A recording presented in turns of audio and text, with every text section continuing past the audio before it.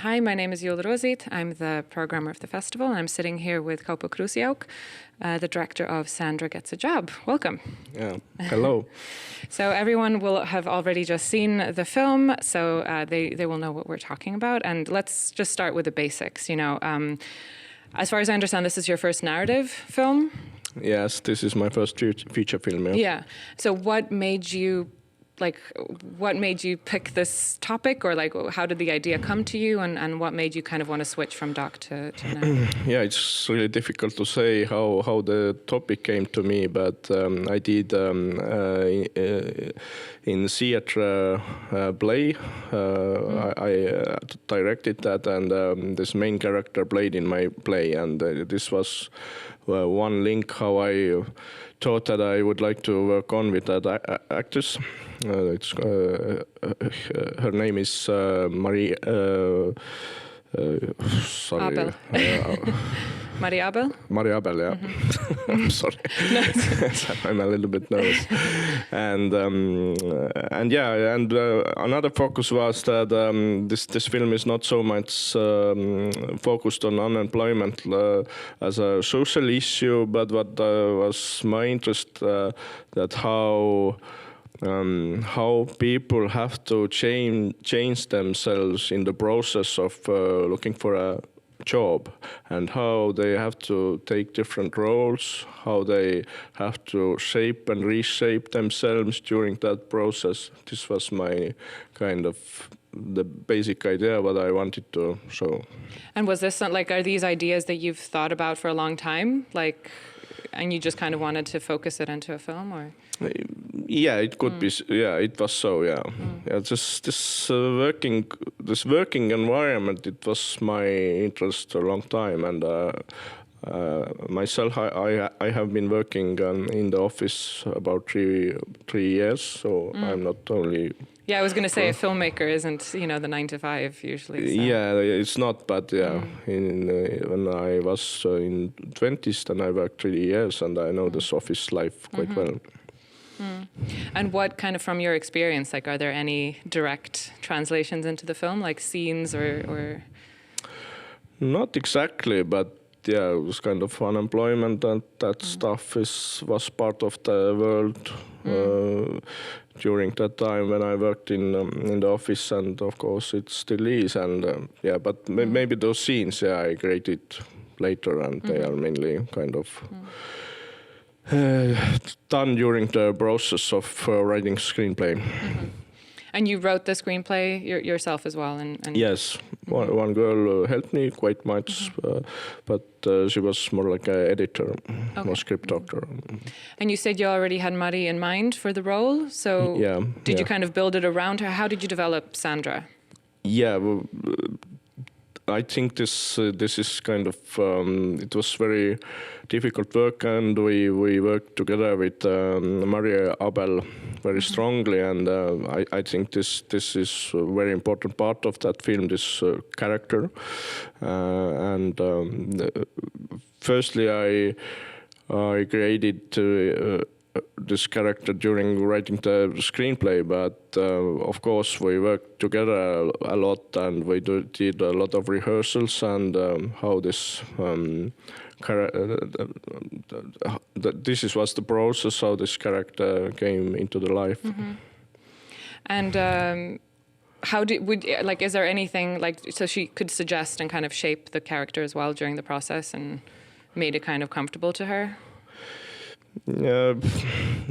Even I can say that not comfortable, but even less comfortable, because this character is quite difficult to play, because this is not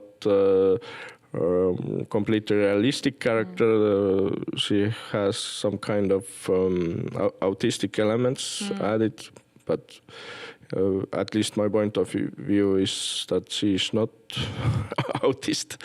But I know that people who are watching that movie, they often think that But there is kind of element, or yeah. But you did that on purpose, kind of already in the beginning, or this is kind of it was. I did it on purpose, but actually, I wanted to do this way that it's kind of in between or on the edge, that she's not completely autist. She's for my idea that she's a little bit like a UFO. Yeah. She just feels alien to the alien. Yeah. Okay. And so, what kind of research can one do for a film like this? Like, it's not a historic event, but you go into so many different kinds of work environments. Like, and I read a review somewhere where someone really connected with the planking. They were like, "Yeah, we had to do that at our startup." Like, because to me, watching that, it looks so ridiculous, but it's something that people actually do. So.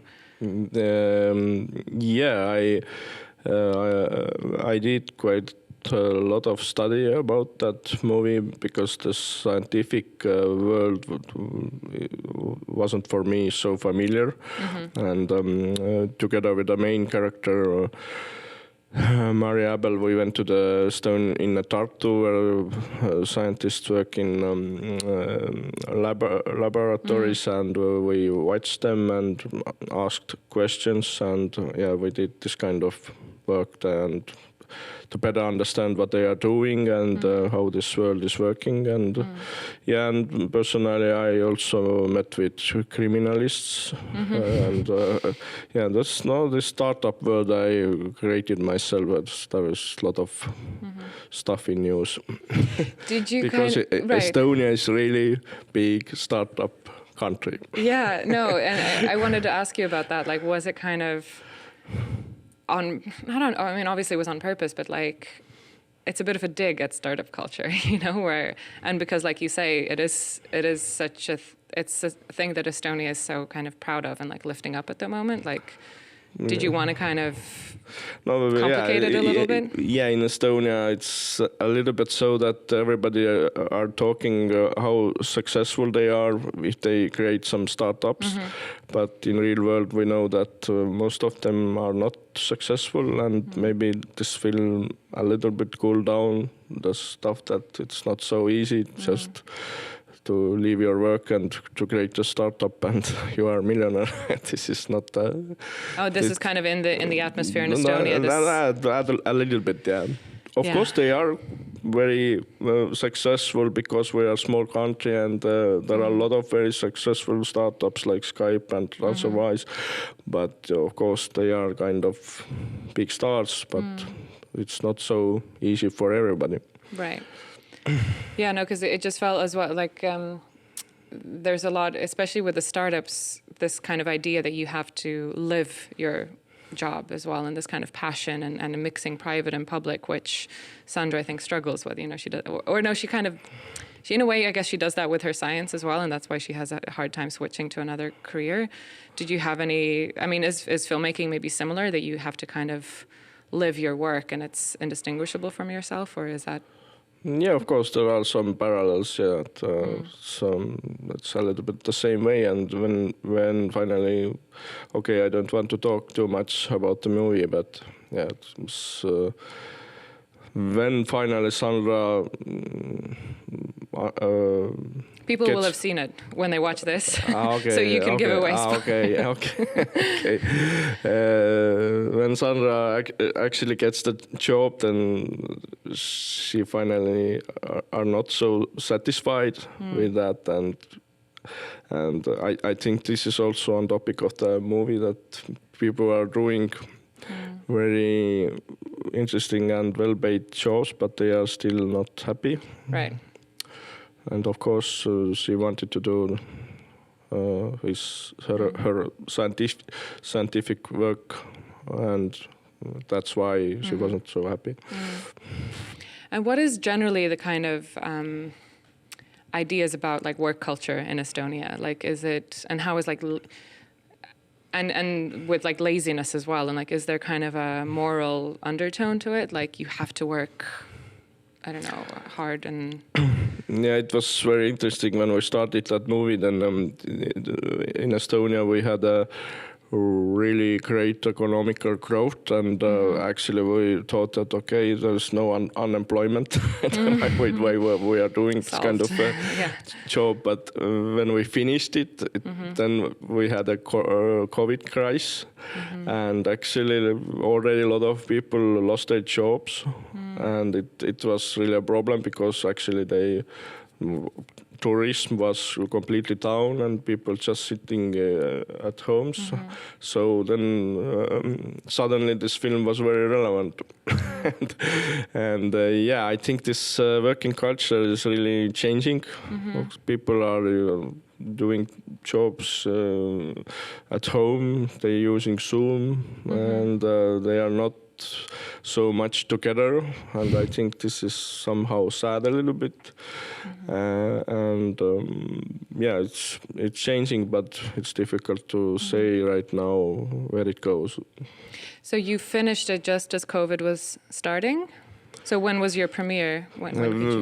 Premiere was last year, and then in autumn we had still restrictions. So it was very bad for cinemas, everywhere. So, and but it's already so that the people went to the cinemas already because it was completely down sometime. It was, we had very concrete restrictions. You're going to go to the cinemas and theaters and so on.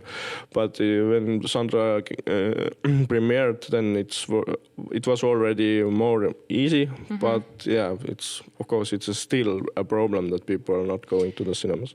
And I was like, as a filmmaker, that's meeting the audience is one of the biggest points of maybe making the film. So how did that affect your connection with the audience and the kind of feedback that you got? No, of course, when the film is premiered, then in the premiere and maybe those screenings where you are kind of visitor or you are talking with the audience, there are more people and more audience, and maybe you don't understand the problem so well personally. But of course, if I see the revenue from tickets, then I understand that we had better times before COVID, and I think it was everywhere. So yeah. So maybe to wrap up, my last question can be more about style and music. So I'm wondering how did you develop the music for the film, and what were your kind of style inspirations for the visuals? I wanted to get kind of absurd world. So this is kind of quite minimalistic way how we showed it at, quite static, I think. And somehow it had to be a cold kind of office world. And the music is also connected that way. We're working really hard with the composer to get the right music for that film. And it's somehow, some places the music is kind of in the supporting role and not maybe so independent, but some places I want to do that way, that the music is kind of controversial with the picture and working kind of independent way, maybe a little bit against the picture. And who was the composer? The composer was from Estonia, and he has a kind of artistic name. Is it someone you've worked with before? Not. And her family name is Alonen, but he has a artistic name. It's really difficult to. I didn't mean to put you on the spot. I was just more interested in your relationship with them and how you. No, we didn't meet before. But he is really great guy, and he worked very hardly for that movie, and I think this music score is very good.